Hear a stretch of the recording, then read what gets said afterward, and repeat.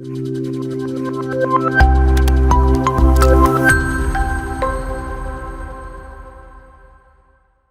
everyone, a very warm welcome to today's session. I am Safana Parambat, MES 15 Operational Dimensions of Education എന്നുള്ള പേപ്പറിന്റെ ഒരു introduction video ആണിത്.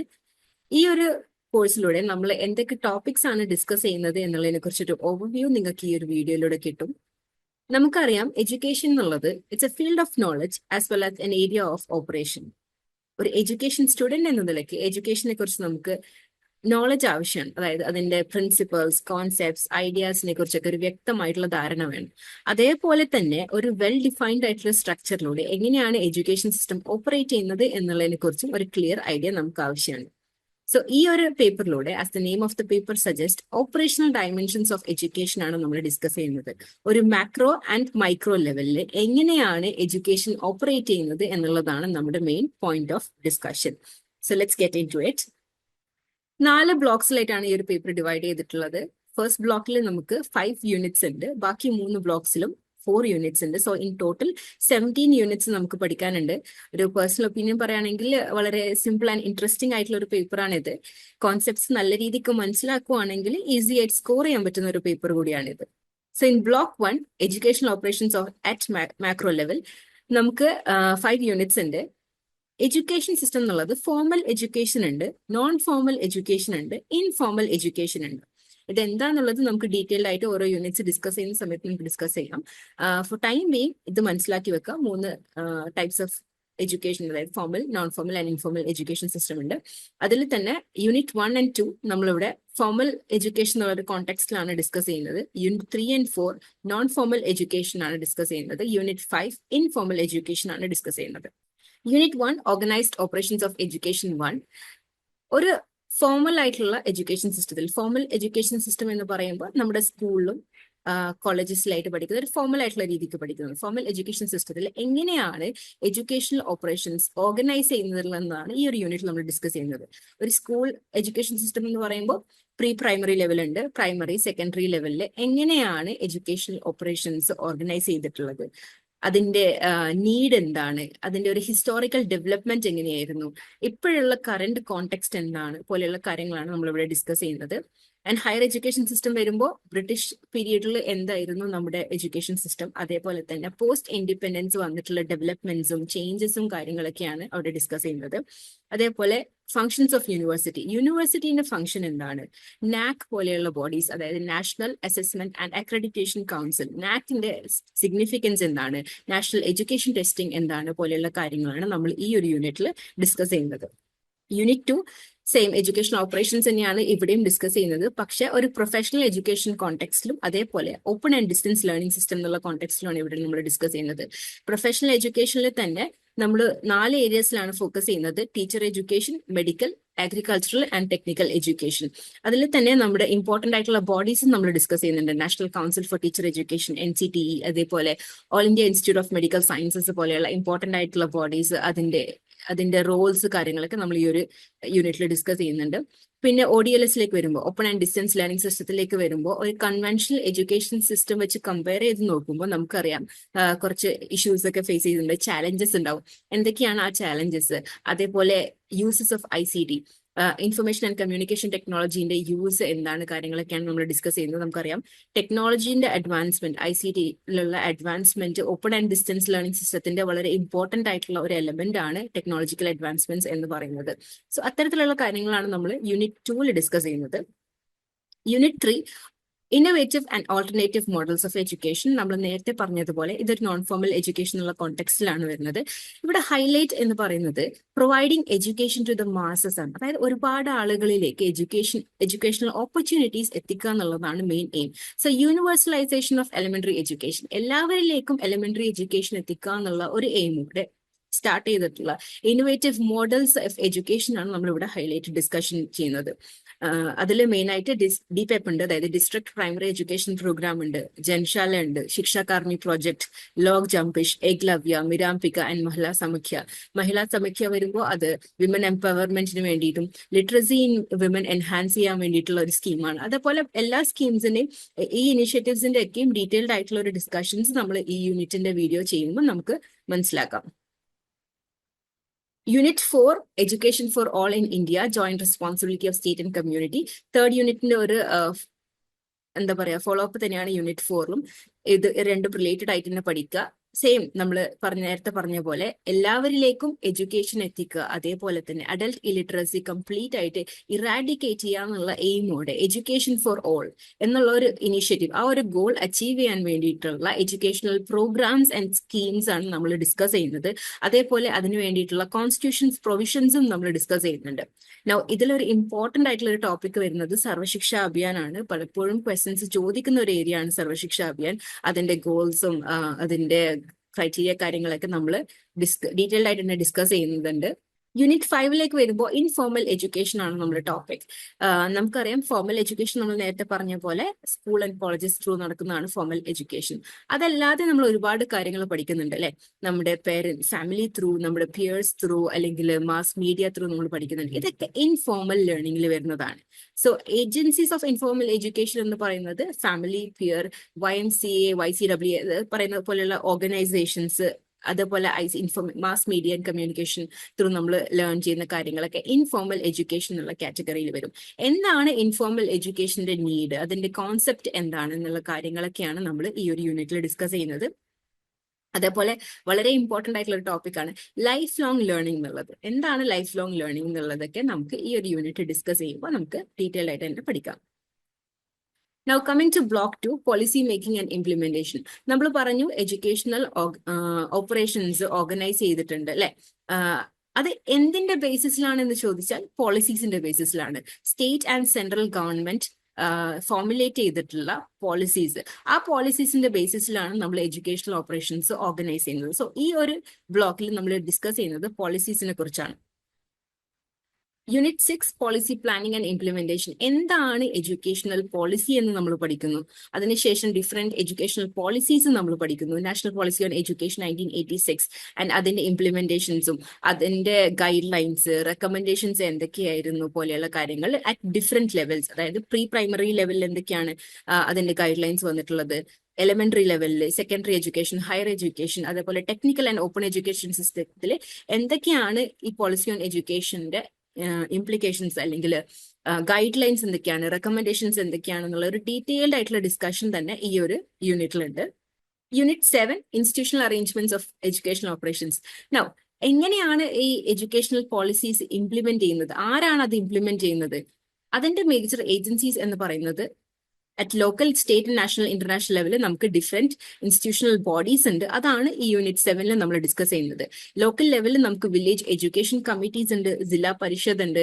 State ലെവലിൽ നമുക്ക് എല്ലാവർക്കും അറിയുന്ന പോലെ SCRT ഉണ്ട്, state institute of educational technology SIET ഉണ്ട്. നാഷണൽ ലെവലിൽ നമുക്ക് ministry of human resource and MHRDന്റെ അണ്ടറിൽ വരുന്ന കാര്യങ്ങളുണ്ട് സെൻട്രൽ ലെവലിൽ. അതേപോലെ ഇമ്പോർട്ടന്റ് ബോഡീസ് അറ്റ് നാഷണൽ ലെവലിൽ UGC, NCRT പോലെയുള്ള ഇൻസ്റ്റിറ്റ്യൂഷൻസ്. ഇന്റർനാഷണൽ ലെവലിൽ UNESCO, UNICEF. ഇതിന്റെയൊക്കെ സിഗ്നിഫിക്കൻസ് എന്താണ്, അതിന്റെ റോൾ എന്താണ്, എങ്ങനെയാണ് എഡ്യൂക്കേഷണൽ ഓപ്പറേഷൻസ് ഓർഗനൈസ് ചെയ്യുന്നതിൽ ഈ ബോഡീസ് ഒക്കെ പ്ലേ ചെയ്യുന്ന ഇമ്പോർട്ടന്റ് റോൾ എന്തൊക്കെയാണെന്നുള്ള കാര്യങ്ങളാണ് നമ്മൾ ഈ ഒരു യൂണിറ്റിൽ ഡിസ്കസ് ചെയ്യുന്നത്. Unit 8, resource management for education at macro level. Policies implementation നല്ല രീതിക്ക് നമുക്കൊരു എഫക്റ്റീവ് ആയിട്ടുള്ള ഇംപ്ലിമെന്റേഷൻ ഉണ്ടാവണമെങ്കിൽ അതിലൊരു മേജർ എലമെന്റ് എന്ന് പറയുന്നത് പ്രോപ്പർ യൂട്ടിലൈസേഷൻ ഓഫ് റിസോഴ്സസ് ആണ് അല്ലെ. റിസോഴ്സ് മാനേജ്മെന്റ് എന്നുള്ളത് ഒരു ക്രൂഷ്യൽ എലമെന്റ് ആണ്. സ്റ്റേറ്റ്, സെൻട്രൽ, കമ്മ്യൂണിറ്റി ലെവലിൽ എങ്ങനെയാണ് റിസോഴ്സസ് നമ്മൾ മാനേജ് ചെയ്യുക എന്നുള്ളതാണ് അടുത്ത യൂണിറ്റിൽ നമ്മൾ ഡിസ്കസ് ചെയ്യുന്നത്. Major types of resources we have human resources, physical resources, അതേപോലെ ഫിനാൻഷ്യൽ റിസോഴ്സസ്. എങ്ങനെയാണ് ഒരു ഒപ്റ്റിമം യൂട്ടിലൈസേഷൻ ഓഫ് റിസോഴ്സസ്, ഏറ്റവും നല്ല രീതിക്ക് നമ്മൾ റിസോഴ്സസ് യൂട്ടിലൈസ് ചെയ്യുക, അതാണ് നമ്മൾ ഈ ഒരു റിസോഴ്സ് മാനേജ്മെന്റ് എന്നുള്ള ടോപ്പിക്കിൽ പഠിക്കുന്നത്. Unit 9, programme and institutional evaluation. നമ്മൾ പോളിസീസ് ഇംപ്ലിമെന്റ് ചെയ്ത് കഴിഞ്ഞു കഴിഞ്ഞാൽ നെക്സ്റ്റ് സ്റ്റെപ്പ്, ലാസ്റ്റ് സ്റ്റെപ്പ് എന്ന് പറയുന്നത് ഇവാലുവേഷൻ ആണ് അല്ലെ.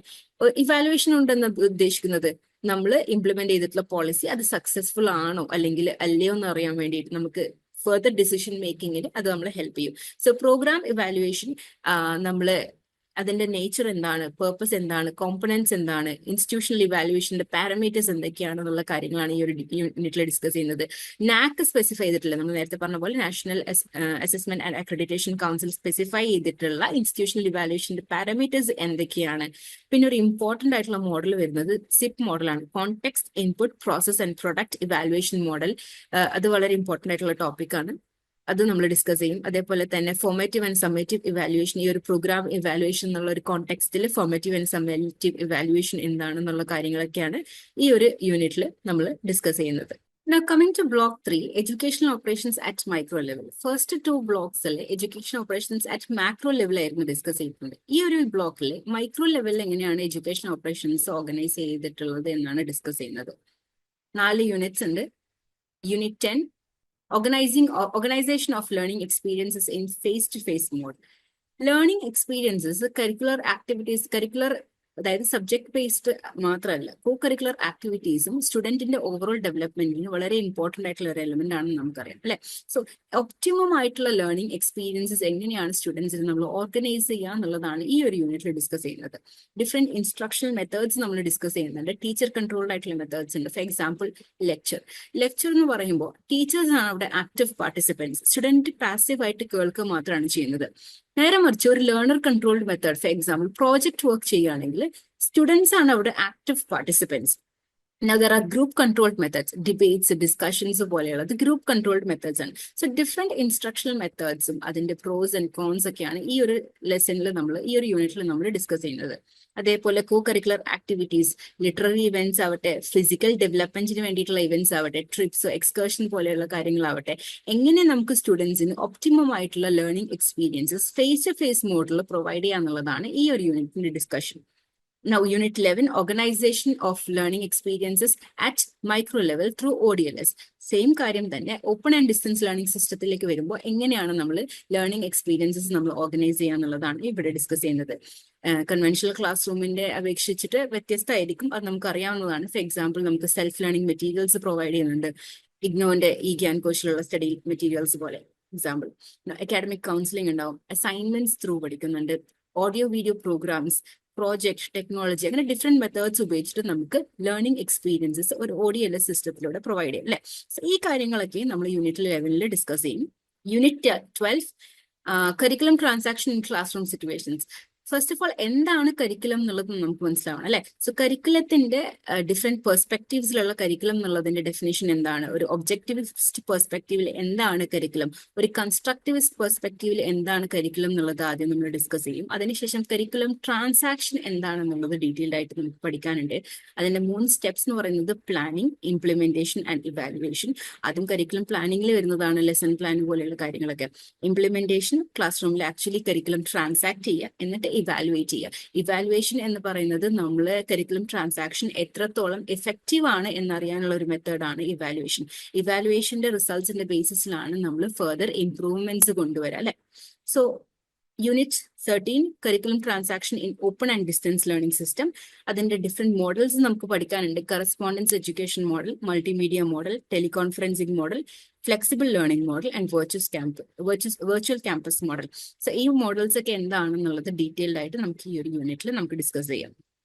Last block, decision making, implementation and evaluation of curriculum transaction. നമുക്കറിയാം ഏതൊരു എഡ്യൂക്കേഷണൽ ഇൻസ്റ്റിറ്റ്യൂഷൻ ആവട്ടെ അല്ലെങ്കിൽ ഏതൊരു ഇൻസ്റ്റിറ്റ്യൂഷൻ ആവട്ടെ, അതിന്റെ ഒരു പ്രോപ്പർ ഫംഗ്ഷനിങ്ങിന് ഡിസിഷൻ മേക്കിംഗ് എന്നുള്ള ഒരു ഇമ്പോർട്ടന്റ് ആസ്പെക്ട് ആണ്. സോ യൂണിറ്റ് 14 നമ്മൾ എന്താണ് ഡിസിഷൻ മേക്കിംഗ് എന്നുള്ളത് പഠിക്കും, അതിന്റെ ഇമ്പോർട്ടൻസ് എന്താണ്, എഫക്റ്റീവ് ഡിസിഷൻ മേക്കിംഗ് എന്ന് പറഞ്ഞാൽ എന്താണ്. എല്ലാ ഡിസിഷൻസും എഫക്റ്റീവ് ഡിസിഷൻസ് അല്ല. സോ എഫക്റ്റീവ് ആയിട്ടുള്ള ഡിസിഷൻ മേക്കിംഗ് എന്ന് പറഞ്ഞാൽ എന്താണ്, ഒരു എഡ്യൂക്കേഷണൽ സെറ്റിംഗിൽ ആരൊക്കെയാണ് സ്റ്റേക്ക് ഹോൾഡേഴ്സ് ആരൊക്കെയാണ്, അവരുടെ ഇൻവോൾവ്മെന്റ് എന്താണെന്നൊക്കെ ഉള്ളത് ഈ ഒരു ലെസണിൽ നമ്മൾ ഡിസ്കസ് ചെയ്യും. അതേപോലെ rational model four decision making എന്താണ്, അതിന്റെ പ്രോസസ്സ് എന്താണെന്നുള്ളത് നമുക്ക് പഠിക്കാനുണ്ട്. ഏതൊക്കെ ഏരിയാസിലാണ് നമുക്ക് ഡിസിഷൻസ് എടുക്കേണ്ടത് എന്നുള്ള കാര്യങ്ങളൊക്കെ നമുക്ക് ഡിസ്കസ് ചെയ്യാനുണ്ട്. കാരണം ഡിസിഷൻ മേക്കിംഗ് എന്നുള്ളത് ഒരു ഒഴിച്ചുകൂടാനാവാത്ത ഒരു എലിമെന്റ് ആണ്. ഒരു പ്രോപ്പർ ഒരു ഫംഗ്ഷൻ, ഒരു എഡ്യൂക്കേഷണൽ ഇൻസ്റ്റിറ്റ്യൂഷൻ ആവട്ടെ, ഏതൊരു ഇൻസ്റ്റിറ്റ്യൂഷൻ ആവട്ടെ, അതിന്റെ പ്രോപ്പർ ഫംഗ്ഷനിങ്ങിന് വേണ്ടിയിട്ട്. Coming two unit 15, instructional support practices at micro level. ഒരു പ്രോപ്പർ ആയിട്ടുള്ള ഒരു ടീച്ചിങ് ലേണിംഗ് പ്രാക്ടീസ് നടക്കണമെങ്കിൽ ഇൻസ്ട്രക്ഷണൽ സപ്പോർട്ട് വളരെ ഇമ്പോർട്ടൻ്റ് ആണ്. എന്താണ് ഇൻസ്ട്രക്ഷണൽ സപ്പോർട്ട് എന്ന് പറയുന്നത്? ഫോർ എക്സാമ്പിൾ, ലൈബ്രറി, നമുക്ക് റെഫർ ചെയ്യാനുള്ള റെഫറൻസ് മെറ്റീരിയൽസ് വേണം അല്ലെ, ലൈബ്രറി വേണം. അതേപോലെ പ്രൊഫഷണൽ ഡെവലപ്മെന്റ് ഓഫ് ടീച്ചേഴ്സിന്റെ പ്രൊഫഷണൽ ഡെവലപ്മെന്റിന് വേണ്ടിയിട്ടുള്ള ഓപ്പർച്യൂണിറ്റീസ് ഉണ്ടാവണം. ഇൻസ്റ്റിറ്റ്യൂഷൻസ് തമ്മിലുള്ള കൊളാബറേഷൻ, കമ്മ്യൂണിറ്റിന്റെ സപ്പോർട്ട്, ഇതൊക്കെയാണ് ഇൻസ്ട്രക്ഷണൽ സപ്പോർട്ട് പ്രാക്ടീസസിന്റെ അണ്ടറിൽ വരുന്നത്. അത് ഒരു ODL ഓപ്പൺ ഡിസ്റ്റൻസ് ലേണിംഗ് സിസ്റ്റത്തിൽ വരുമ്പോൾ ICT, നമ്മൾ നേരത്തെ പറഞ്ഞ പോലെ കമ്മ്യൂണിക്കേഷൻ ടെക്നോളജിയാണ് ഏറ്റവും ഇമ്പോർട്ടന്റ് ആയിട്ടുള്ള എലിമെന്റ് എന്ന് പറയുന്നത്. സോ ഇൻസ്ട്രക്ഷണൽ സപ്പോർട്ട് പ്രാക്ടീസസ് എത്രത്തോളം എഫക്റ്റീവ് ആണോ അത്രത്തോളം നമ്മുടെ ടീച്ചിങ് ലേണിംഗ് പ്രോസസ്സ് അത്രത്തോളം എഫക്റ്റീവ് ആയിരിക്കും. Unit 16 talking about effectiveness of education organisations. എങ്ങനെയാണ് നമ്മൾ എഫക്റ്റീവ്നെസ് ഡിസൈഡ് ചെയ്യുക? അത് നമ്മൾ ജനറലി പറയുകയാണെങ്കിൽ ഔട്ട്കംസിന്റെ ബേസിസിലാണ് നമ്മൾ എഫക്റ്റീവ് ആണോ അല്ലയോ എന്ന് നമ്മൾ തീരുമാനിക്കുക അല്ലെ. പക്ഷെ different experts have given different opinion about effectiveness. So അതിന്റെ തിയററ്റിക്കൽ പെർസ്പെക്ടീവ്സ് നമുക്കൊരു 5 പെർസ്പെക്ടീവ്സ് പഠിക്കാനുണ്ട്. അതേപോലെ എഫക്റ്റീവ്നെസ്സിനെ ബാധിക്കുന്ന ഫാക്ടേഴ്സ് എന്തൊക്കെയാണെന്നുള്ളത് നമുക്കറിയാനുണ്ട്. അതേപോലെ തന്നെ ഒരു എഡ്യൂക്കേഷണൽ ഓർഗനൈസേഷന്റെ എഫക്റ്റീവ്നെസ്സിൽ അതിന്റെ ഹെഡ് ഓഫ് ദ സെക്ഷനും ഹെഡ് ഓഫ് ദി ഓർഗനൈസേഷനും അതേപോലെ ടീച്ചറിന്റെയും റോൾ എന്താണെന്നുള്ള കാര്യങ്ങളൊക്കെയാണ് ഈ ഒരു യൂണിറ്റിൽ നമ്മൾ ഡിസ്കസ് ചെയ്യുന്നത്. Last unit 17, continuous and comprehensive evaluation programme. ഒരു എഡ്യൂക്കേഷണൽ സെറ്റിംഗിലെ ഇവാലുവേഷൻ എന്നുള്ള കോൺസെപ്റ്റ് എന്താണ്? നമ്മൾ നേരത്തെ മെൻഷൻ ചെയ്തതാണ്. ഇവാലുവേഷൻ എന്നുള്ളത് വളരെ ഇമ്പോർട്ടന്റ് ആയിട്ടുള്ള ഒരു എലമെന്റ് ആണ്. ഇവാലുവേഷന്റെ ബേസിസിലാണ് നമ്മൾ ഫെർദർ ഡിസിഷൻസ് എടുക്കുക, ഫെർദർ ഇംപ്രൂവ്മെന്റ്സ് കൊണ്ടുവരാൻ ഇവാലുവേഷന്റെ ബേസിസിലായിരിക്കും. So continuous and comprehensive evaluation എന്ന് പറഞ്ഞാൽ എന്താണ്? അതിന്റെ ക്യാരക്ടറിസ്റ്റിക്സ് എന്താണ്? ഒരു formative assessment and summative assessment തമ്മിലുള്ള ഡിഫറൻസ് എന്താണ്? ഒരു സ്കോളസ്റ്റിക് ആൻഡ് നോൺ സ്കോളസ്റ്റിക് ഔട്ട്കംസിന്റെ ഇവാലുവേഷൻ തമ്മിലുള്ള ഡിഫറൻസ് എന്താണ് പോലെയുള്ള കാര്യങ്ങളൊക്കെയാണ് ഈ ഒരു യൂണിറ്റ്, ഈ ലാസ്റ്റ് യൂണിറ്റിൽ നമ്മൾ ഡിസ്കസ് ചെയ്യാൻ പോകുന്നത്. That's it. നമ്മൾ ഒരുപാട് കാര്യങ്ങൾ ഈ ഒരു യൂണിറ്റിൽ ഡിസ്കസ് ചെയ്യുന്നുണ്ട്. അതിന്റെ ഒരു ഓവർവ്യൂ നിങ്ങൾക്ക് കിട്ടിയിട്ടുണ്ടാവുമെന്ന് വിചാരിക്കുന്നു. ഏതൊക്കെ ടോപ്പിക്സ് ആണ്, ഏതൊക്കെ ഏരിയാസ് ആണ് നമ്മൾ പഠിക്കാൻ പോകുന്നത് എന്നുള്ളതിനെ കുറിച്ച് ഒരു ബ്രീഫ് ആയിട്ടുള്ള ഐഡിയ നിങ്ങൾക്ക് കിട്ടിയിട്ടുണ്ടാവുമെന്ന് വിചാരിക്കുന്നു. ഞാൻ നേരത്തെ പറഞ്ഞ പോലെ തന്നെ ഒരു കോൺസെപ്റ്റ്സ് നമ്മൾ നല്ല രീതിക്ക് മനസ്സിലാക്കുവാണെങ്കിൽ വളരെ ഈസിയും ഇൻട്രസ്റ്റിംഗ് ആയിട്ടുള്ള ഒരു പേപ്പറാണിത്. അതേപോലെ ഈസി ആയിട്ട് നമുക്ക് സ്കോർ ചെയ്യാൻ പറ്റുന്ന ഒരു പേപ്പർ കൂടിയാണിത്. So thank you.